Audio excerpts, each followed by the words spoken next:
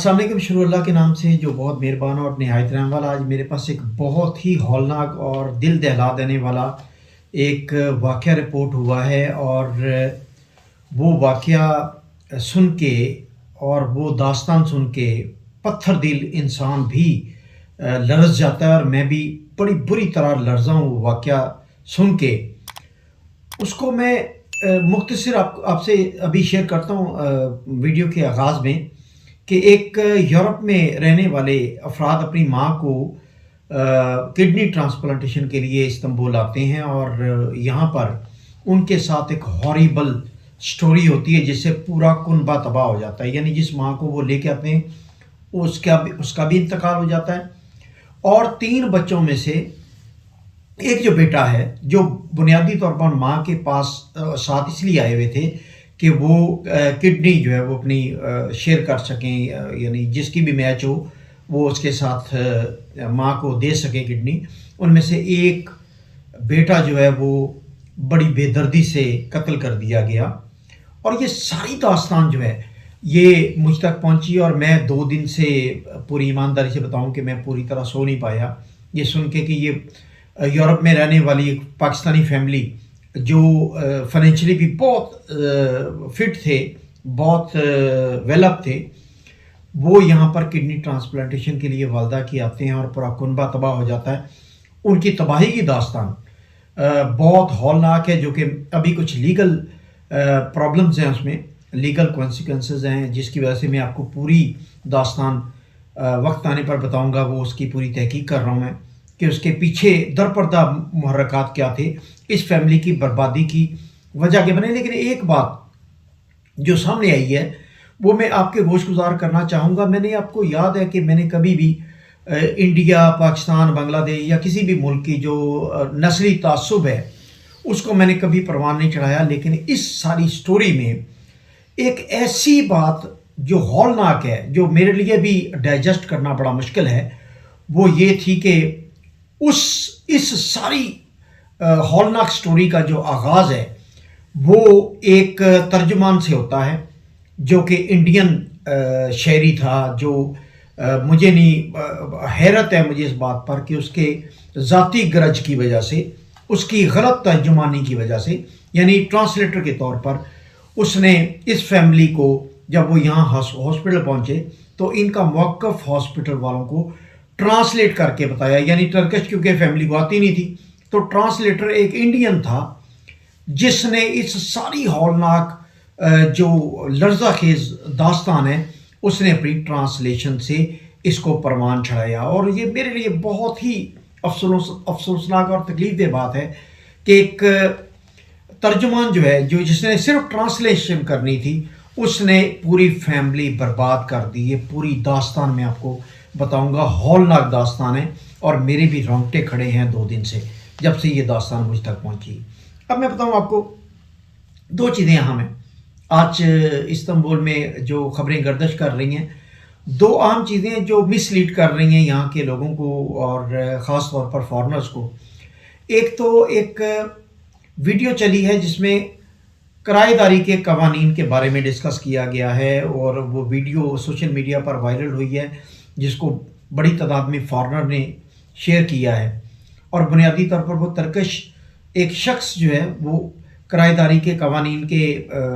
बता रहा था, यानी तब्दील होने का।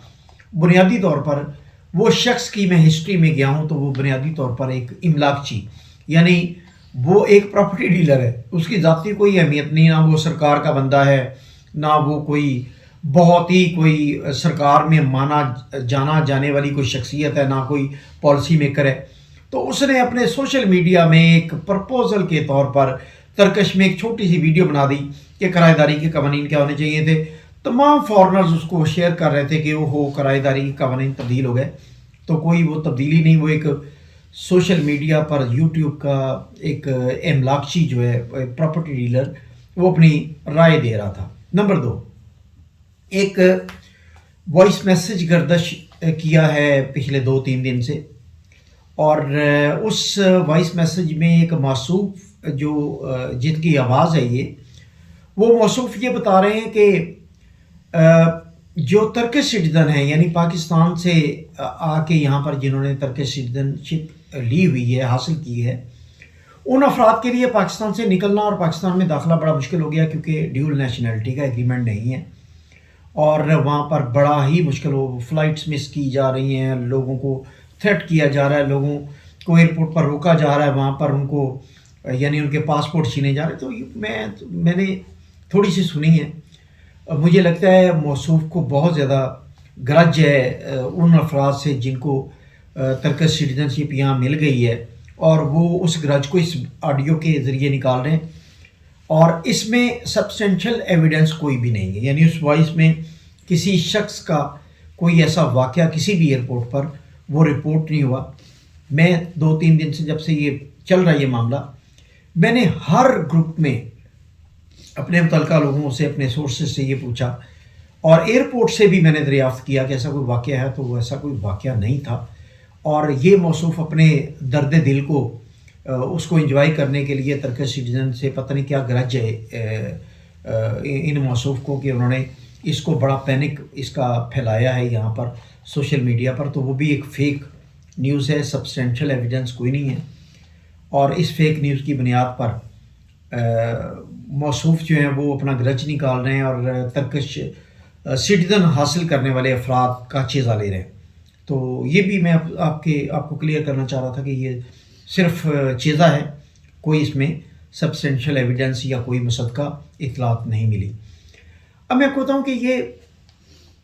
जब से मैं आया हूँ और जब से मैंने इस्तांबुल और तुर्की के सिलसिले में मालूमात देना शुरू की हैं,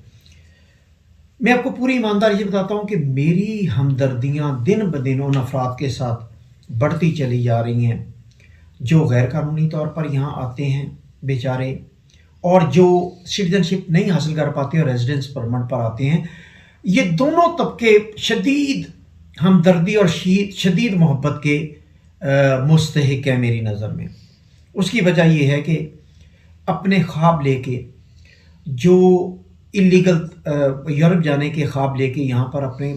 पूरे ख़ानदान से पैसा इकट्ठा करके इंसानी स्मगलर्स को देते हैं,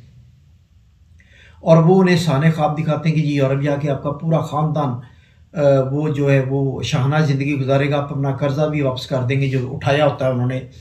8-10 हज़ार डॉलर उन्होंने मांगा होता है बहन भाइयों से, कज़न, रिश्तेदारों से, महल्ले वालों से यहाँ पर पहुँचने, और सुहाने ख्वाब के 6 महीने में यहाँ पर आके काया पलट जाएगी। तो वो बेचारे भी जब यहाँ आते हैं तो आगे अगर नहीं जा पाते, वो मौत का खेल है, समंदर में कुछ गर्क हो जाते हैं। आपने देखा कि पूरी मेलान हादसे में जो कश्ती पूरी 380 से ज़्यादा अफराद जो है वो मौका पर डूब गए थे, और बाकी बहुत सारे अफराद बाद में पता चला कि वो भी फौत हो गए जिनकी शनाख्त नहीं हो सकी। तो वो बेचारे इंसानी स्मगलर्स के हाथों सुहाने ख्वाब देख के यहाँ पर आते हैं, लेकिन उनके सारे ख्वाब चकनाचूर हो जाते हैं, और वो यहाँ से बेचारे फिर वापस जाने के काबिल नहीं रहते, और यहाँ पर भी ज़िंदगी गुजारने के, छुप छुपा के ज़िंदगी गुजारने के काबिल नहीं रह गए। तो उनके साथ कभी भी मैंने यानी ग्रज का इजहार नहीं किया। मैंने हमेशा मेरी तमाम वीडियोस उठा के देखे। मैं उनके पेरेंट्स को हाथ जोड़ के भी रिक्वेस्ट करता रहा कि इनको इन इंसानी स्मगलर जो हैं वो दरिंदों के हाथों ना भेजें, और ये दरिंदे इनकी ज़िंदगी की कोई कीमत नहीं समझते, वो सिर्फ डॉलर्स लेके इंसानों को समंदर में गर्क कर देते हैं, और उनके लिए हमेशा के लिए मुद्दा गायब हो जाता है और उनको पूछने वाला कोई नहीं। उसके बाद मुझे ख़ास तौर पर पिछले 1 साल में बहुत ही शदीद दुख हुआ कि जो बहुत अरसे से यहाँ पर रेजिडेंस परमिट के हवाले से लोग रह रहे थे, वो अफराद यहाँ पर से जब रेजिडेंस परमिट उनका रिन्यूअल नहीं हो रहा था, तो जब वो बेचारे वापस यहाँ से गए, यानी देखिए एक मुल्क छोड़ के आना बहुत बड़ा फ़ैसला। मैंने अपनी एक वीडियो में ये भी कहा था कि ये दुनिया का दूसरा बड़ा फ़ैसला है अपने मुल्क को छोड़ना। मज़हब के तब्दीली के बाद अपने मुल्क से दूसरे मुल्क जाना दूसरा बड़ा फ़ैसला होता है इंसान की ज़िंदगी का। तो वो जब यहाँ से बेचारे वापस जाते हैं, उनका रिन्यूअल नहीं होता, तो वो जो उन्होंने घर अपना बनाया होता है, उसका जो सामान होता है, जो घर की अशिया होती हैं, जो साजो सामान उन्होंने बड़ी मोहब्बत से जमा किया होता है, जब वो यहाँ पर औने पौने दामों पर बेच रहे होते हैं, 20-25%, 30% कीमत पर बेच रहे होते हैं, तो खुदा शाहिद है बड़ा दुख हो रहा था। दुख इसलिए हो रहा था कि एक तो वो बेचारे वहाँ से आए और यहाँ पर उन्होंने अपनी ज़िंदगी का आगाज़ किया, लेकिन जब वो यहाँ से वापस जाएंगे तो वो बेचारे अपना सरमाया भी लुटा कर वापस जा रहे हैं। यानी अगर उन्होंने फ़र्ज़ करें 10 लाख लीरा का अगर उन्होंने सामान लिया हुआ, वो 2 लाख लीरा, 2.5 लाख लीरा में बेच के बेचारे वापस जा रहे हैं। तो ये बहुत ही इस तरह की दास्तानें वो सुन के दिल को दुख होता है, दर्द होता है। और मेरी हमदर्दियाँ इन दोनों किस्म के जो तबके हैं, यानी रेजिडेंस परमिट वाले और जो बेचारे इलीगल ख्वाब देख के यहाँ पर आते हैं, उनके साथ हैं। लेकिन मैंने हमेशा, मुझे सैकड़ों लोग फ़ोन करते हैं मेरे जानने वाले किसी के रेफरेंस से, तो उनसे सबसे पहले मैं ये पूछता हूँ, यानी मुझसे वो कहते हैं कि उनके पास 80,000, 1 लाख डॉलर है, $1.25 लाख है, $1.5 लाख है, तो वो यहाँ पर आना चाह रहे हैं फैमिली के साथ। तो मैं उनसे, आप सैकड़ों अफराद मेरी इस वीडियो के नीचे बताएंगे आपको जिनको मैं ये पूछता हूँ। मैं ये नहीं कहता कि आप फ़ौरन सब कुछ बेच के आ जाएं, यहाँ पर दूध और शहद की नहरें बहती हैं। मैंने सबसे पहले पूछता हूँ कि आपका यहाँ पर मंथली एक्सपेंडिचर का क्या प्लान है। यानी इसको इग्नोर मत करें, इसको प्रॉपर प्लान करें। अगर आपके पास इतना सरमाया वाफर है कि आप यहाँ पर 1 साल के लिए सर्वाइव कर सकते हैं और यहाँ पर आके आप सेटल होने के लिए आपके पास वाफर सरमाया है, तो फिर आप ज़रूर ये स्टेप लें। और अगर ऐसा नहीं है तो खुदारा अपनी प्लानिंग को प्रॉपर प्लानिंग करके रिविजिट करें। तो एजेंट माफिया क्या करता है, उन्हें कि कोई कहता है मेरे पास $60,000 है, तो कहता फ़ौरन आ जाए। मैं उन्हें कहता हूँ कि अगर आपके पास $1 लाख है तो 3 करोड़ पाकिस्तानी बनता है। पाकिस्तान में आप बड़ी शहाना ज़िंदगी बसर कर सकते हैं कोई छोटा मोटा कारोबार शुरू करके, जबकि यहाँ पर इसका पता भी नहीं चलना कि $1 लाख गया किधर है आपका। तो मैं लोगों को इसलिए ये करता हूँ, कतन ये मकसद नहीं होता कि कोई फैमिली तुर्की ना आए। जितनी ज़्यादा हमारी तुर्की में कम्युनिटी पाकिस्तान की बढ़ेगी, उतना ही ज़्यादा हम मजबूत होंगे, उतनी ही ज़्यादा हमारी यहाँ पर हकूक़ जो है उनका तहफ़्फ़ुज़ होगा। जितने कम होंगे उतनी ही कम स्ट्रेंथ में हकूक़ के तहफ़्फ़ुज़ होने का उतना ही ख़दशा ज़्यादा है कि नहीं हो सकेंगे। तो मेरी तो ख्वाहिश है कि यहाँ पर हम लाखों की तादाद में हों, लेकिन मैं ये नहीं चाहता कि $1 लाख कोई ला के यहाँ पर अपना सब कुछ बर्बाद करके 8, 10, $15,000 लेके, $20,000 लेके वापस पाकिस्तान जाए और फिर ज़ीरो से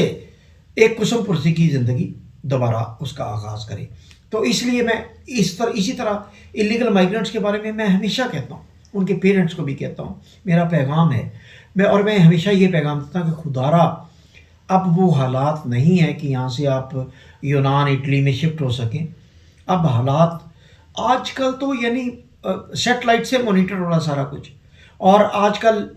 ड्रोन कैमरास के साथ और ड्रोन्स के साथ अटैक भी हो रहे हैं और कैमरास के साथ मॉनिटर भी हो रहे हैं, बॉर्डर भी मॉनिटर हो रहे हैं। तो इंटरनेट का दौर है, कैमरास लगे हुए हैं पोल्स पर, वो भी एक मॉनिटरिंग रूम में मॉनिटर हो रहे हैं। तो अब वो दौर नहीं रहा पुराने दौर की तरह कि आप समंदर के रास्ते या खुश्की के रास्ते निकल जाएंगे और आप वहाँ जाके बड़ी अच्छी। अब ये कि 80, 85, 90% लोग या तो मौत के मुंह में चले जाते हैं या फिर वो यहाँ पर एम्बेसी या कौंसलेट में खुद को सरेंडर कर रहे होते हैं कि हमें खुदा के लिए हमारे पास वापस जाने के पैसे नहीं हैं, हमें टिकट दे के वापस भेज दिया जाए। मैं आपको एवरेज बताऊं कि ऑन एन एवरेज 800 से 1000 अफराद हर महीने यहाँ से खुद को एम्बेसी के या कौंसलेट के रहमो करम पर छोड़कर आउट पास लेके यहाँ से वापस जा रहे हैं। तो उनके जो पीछे कर्ज उठा के यहाँ तक पहुँचते हैं, उनके ख्वाब, उनके पेरेंट्स के ख्वाब, उनके बहन भाइयों के ख्वाब चकनाचूर होते हैं और वो इतने कर्ज के नीचे दब जाते हैं कि वो फिर बाकी मांदा ज़िंदगी उस कर्ज को उतारते हुए गुजार देते हैं। तो खुदारा ये दोनों सेक्टर इसमें प्लान प्रॉपर करें। और दुख की बात ये है कि जब हमारे यहाँ से भाई बंद वापस जाते हैं तो हमें उसकी शदीद तकलीफ़ होती है। हमें ये होता है कि इन्होंने 5-7 साल यहाँ ज़िंदगी गुजारी है। और एक और बड़ी मिथ है जो मैं आपको क्लियर कर दूँ कि बहुत सारे लोग ये सोच के आते हैं कि 5 साल हम रहेंगे, 5 साल बाद हम टर्किश सिटीजन के लिए एलिजिबल हो जाएंगे अप्लाई करने के लिए। तो मैंने वीडियो बना रखी इस पर कि आप क्या क्या क्राइटेरिया फिल करेंगे اور کس طریقے سے آپ 5 سال بعد ایلیجیبلٹی میں آتے ہیں. وہ یہ نہیں ہے کہ آپ یہاں پر آ کے ریزیڈنس پرمٹ پر رہنے لگ جائیں، انلیگل آپ نوکری کریں یہاں پر، اوکھے سوکھے ہو کے 5 سال گزاریں، بعد میں آپ کو پتہ چلے کہ آپ تو اس کرائٹیریا پر فٹ نہیں بیٹھتے. آپ کو دیکھنا، حکومت اس اپلیکیشن میں دیکھتی ہے کہ آپ نے یہاں گزرکات کس طرح کیا. اگر آپ نے باہر سے پیسے نہیں منگوائے، آپ کے اکاؤنٹ میں نہیں آئے، تو آپ نے یہاں پر نوکری لیگل کی یا انلیگل کی، آپ نے ٹیکس کتنا دیا، آپ نے اگر کمپنی اوپن کی تو آپ نے ٹیکس سالانہ کتنا پے کیا، آپ نے گورنمنٹ میں کتنا کنٹریبیوٹ کیا، آپ کے پاس ورک پرمٹ تھا یا نہیں تھا، آپ نے کس طریقے سے یہاں کی زندگی گزاری ہے. تو یہ بہت سارے ایسا پیرامیٹر ہیں.